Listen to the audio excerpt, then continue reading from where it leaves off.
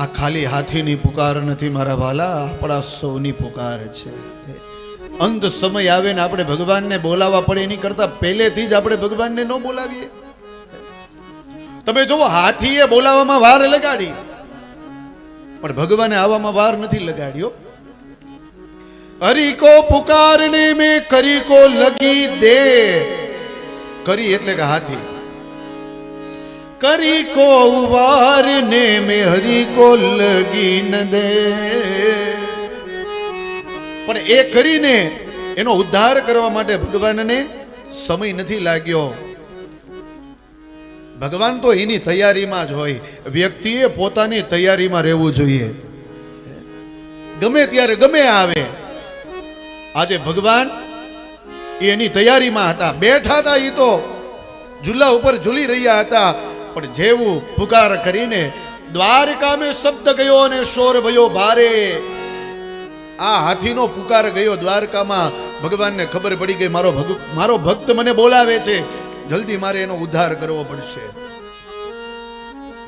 આપણે આપણી તૈયારીમાં રહેવું જોઈએ.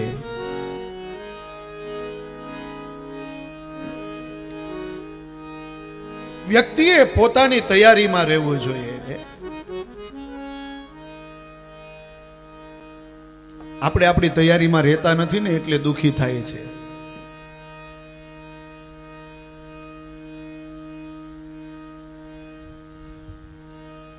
આજે ભગવાન આવ્યા છે અને સૌથી પહેલો ઉદ્ધાર કર્યો છે મગરનો.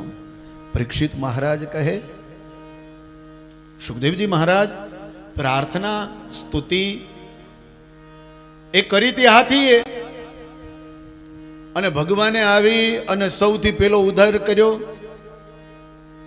આ મગરનો કઈ સમજાણો નહીં. બોલે પ્રાર્થના ભલે હાથીએ કરી પણ પેલો મગર છે ને એ સાંભળતો હતો. એનો મતલબ એમ કે જે પ્રાર્થના કરે ને એની કરતા પણ જે સાંભળે ને એનો સૌથી પહેલે ઉદ્ધાર થઈ જાય છે. સાહેબ, એનો સૌથી પહેલે ઉદ્ધાર થાય. હરે ભલ અરજી અમારી, સુનો શ્રીનાથજી, લઈ જાજે તારા ધામે માં.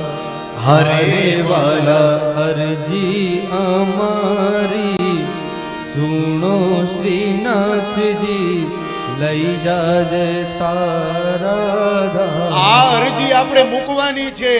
તો કદાચ કોઈ બોલતું હોય ને તો આપણે સાંભળતા હોય તો ધ્યાનથી સાંભળવાનું. આ કથા મને ને તમને એ સૂચવે છે. પ્રાર્થના સ્તુતિ કરી છે આજે હાથી, એનો ઉદ્ધાર કર્યો મગરનો. તો સૌથી પહેલો ઉદ્ધાર એનો જ થાય છે જે સાંભળે છે. પણ સંભળાય ક્યારે? બોલે શાંતિથી આપણે બેઠા હોય તો સંભળાય. બાકી આપણું ધ્યાન, શરીર આપણું અહીંયા હોય ને મગજ રસોડામાં હોય તો આપણો ઉદ્ધાર ન થાય. શરીર આપણું અહીંયા હોય ને આપણું ધ્યાન, આપણું મગજ, આપણું મન હોય દુકાનમાં કે ફેક્ટરીમાં તો આપણો ઉદ્ધાર ન થાય. આપણું સંપૂર્ણ ધ્યાન અહીંયા હોવું જોઈએ તો આપણો ઉદ્ધાર થાય. આ મગરનું ધ્યાન એ સ્તુતિમાં હતું એટલે ભગવાન આવીને સૌથી પહેલા મગરનો ઉદ્ધાર કર્યો. ઉદ્ધાર તો કર્યો પણ એમાંથી ગંધર્વ નીકળ્યો, એને રૂપ ધારણ કર્યું છે. એ મગરના રૂપમાંથી એક બીજું ગંધર્વએ રૂપ ધારણ કર્યું. એનું નામ છે હુહુ નામનો ગંધર્વ. અને આગલા જન્મનો દેવલ ઋષિનો શાપ હતો એટલે એ જૂડ બન્યો, એટલે કે મગર બન્યો છે. અને ત્યારબાદ પેલા ગજ એટલે કે હાથીનો ઉદ્ધાર કર્યો છે. અને એમાંથી એક રૂપ સુંદર એવું ધારણ થયું છે. એ પૂર્વ જન્મનો ઇન્દ્રદ્યુમ નામનો રાજા હતો અને એમને અગસ્ત્ય ઋષિનો શ્રાપ હતો. ભગવાને એનો ઉદ્ધાર કર્યો છે. સુખદેવજી મહારાજ રાજા પરીક્ષિતને કહે છે કે હે રાજા, આજે ભગવાને હાથી માટે અવતાર ધારણ કર્યો છે તો આ માનવ માટે પણ ભગવાન અવતાર ધારણ કરે, પણ આપણી એવી પ્રાર્થના હોવી જોઈએ. આપણી એવી પ્રાર્થના હોતી નથી એટલે આપણો ઉદ્ધાર નથી થતો અને એટલા માટે 84 લક્ષ યોનિમાં આપણે ભટકવું પડે છે.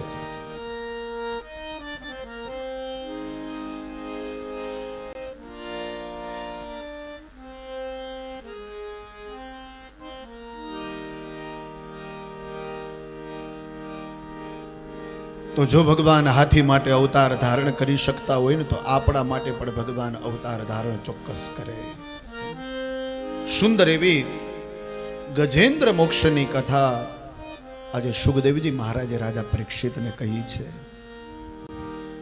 ત્યારબાદ જ્યારે છઠ્ઠો ચાક્ષુષ નામનો મન્વંતર આવ્યો અને ત્યારે ભગવાને દેવતાઓને કહ્યું છે સમુદ્રનું મંથન કરવાનું. શું કામ? બોલે એ સમુદ્રમાંથી અમૃત દેવતાઓ પી લે ને તો અજર અમર બની જાય અને દાનવો સાથે યુદ્ધ કરે ને તો દેવતાઓને કાંઈ થાય નહીં. અને ભગવાનના કહેવાથી આજે આ દેવતાઓએ સમુદ્રનું મંથન કર્યું છે. મેરુ પર્વતનો રવૈયો બનાવ્યો છે, વાસુકી નાગના નેત્રા બનાવી અને આજે એ સમુદ્રનો મંથનનો પ્રારંભ થયો છે. અદ્ભુત એવું મંથન કર્યું અને મંથનના પ્રભાવથી સૌથી પહેલે એમાંથી વિષ નીકળ્યું છે.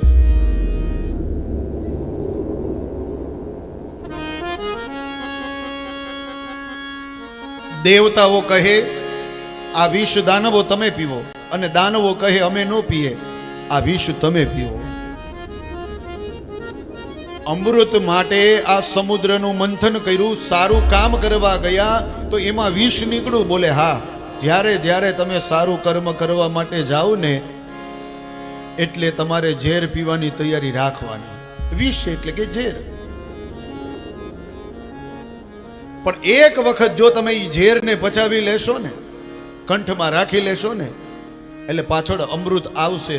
અરે અમૃતની પેલા ઘણી બધી વસ્તુઓ આવે છે.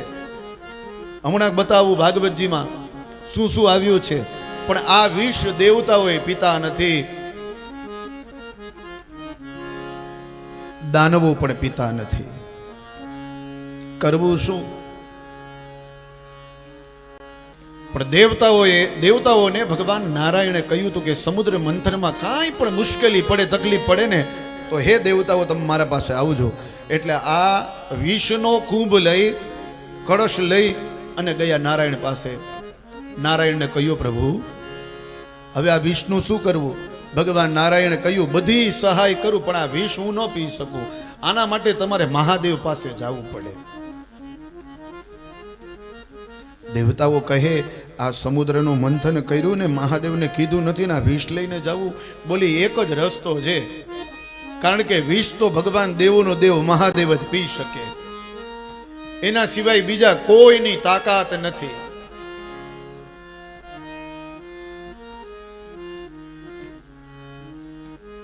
આજે દેવતાઓ સવારમાં કૈલાસમાં ગયા છે આ વિષનો કુંભ લઈને.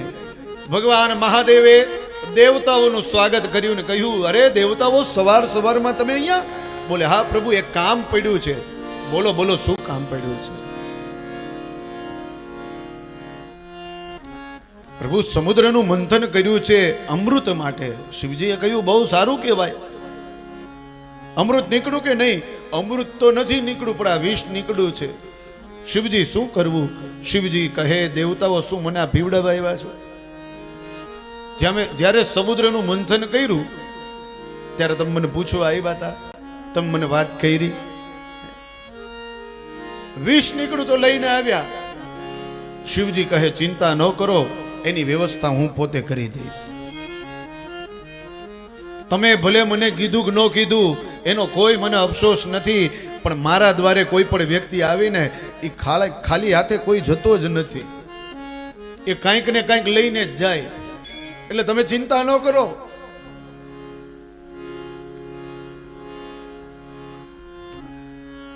લાવો એ વિષ્ણુ કુંભ લીધો. માતાજીની સામે જોયું શિવજીએ, પાર્વતીજીની સામે. પાર્વતીજીએ આંખના ઈશારે કહ્યું પીવું હોય તો પીવો, ન પીવું હોય કાંઈ નહીં, હું કાંઈ તમને કહું નહીં.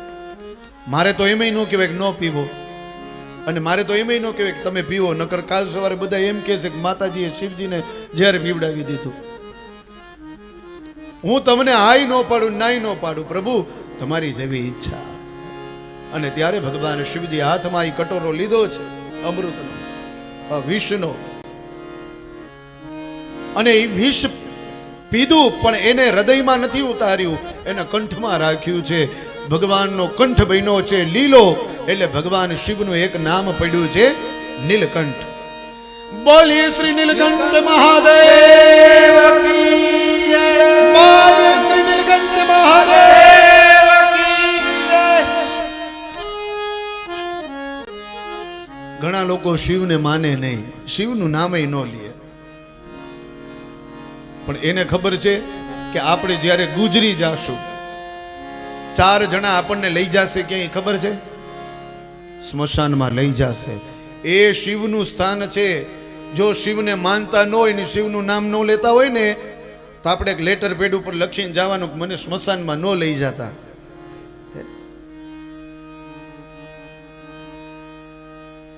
ઘણા નથી માનતા, નામ નથી લેતા, એના માટેનો સંદેશો છે. અને કોણ નથી લેતું નામ એને બધાને ખબર જ છે, આ એના માટેનો સંદેશો છે. તો એ જેને માનતા હોય ને એમાં લખવાનું લેટર પેડમાં કે અહીંયા લઈ જાજો. તો કે અહીંયા થોડું લઈ જવાય, જાવું તો પડે સ્મશાનમાં. તો કેમ? શિવનું તો નામ લીધું નથી, જાવું છે પાછું અહીંયા જ. એ બેને કોઈ વાંધો નથી, વાંધો આપણને છે. એ બેને કોઈ વાંધો જ નથી, આ બધો વાંધો ઊભો કરવા વાળા આપણે છીએ. મેં હમણાં જ કહ્યું હતું ને કે માણસને કેવું પડે કે તું સીધો હાલ, પણ એ આડો જ હાલે, એનો સ્વભાવ છે. પણ એ હાલવા વાળા ભલે હાલે. ભગવાન શિવજીએ આજે કંઠમાં વિષ ધારણ કર્યું છે.